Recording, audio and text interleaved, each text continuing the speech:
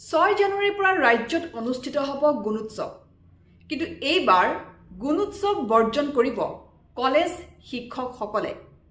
এক সংবাদমেল যোগে এই কথা ঘোষণা কৰিছে কলেজ শিক্ষক সন্থাই যেহেতু কলেজ শিক্ষকসকলৰ দীৰ্ঘদিনীয়া সমস্যা দাবী চৰকাৰে পূৰণ নকৰাৰ বাবে কলেজ শিক্ষক সন্থাই এই সিদ্ধান্ত গ্ৰহণ কৰিছে আনকি কলেজ শিক্ষক সন্থাৰ প্ৰতিটো গোটলৈ এই সন্দৰ্ভত এছঅপি প্ৰেৰণ কৰিব কলেজ শিক্ষক সন্থাই যে কি কাৰণে তেওঁলোকে গুণোৎসৱ বৰ্জন কৰিছে কাৰণ দীৰ্ঘদিন ধৰি চৰকাৰে তেওঁলোকৰ দাবী পূৰণ নকৰাৰ বাবে এই সিদ্ধান্ত গ্ৰহণ কৰিছে তেওঁলোকৰ অভিযোগ যে তেওঁলোকৰ যি পদোন্নতি প্ৰক্ৰিয়া সেই পদোন্নতি প্ৰক্ৰিয়া লেহেমিয়া আৰু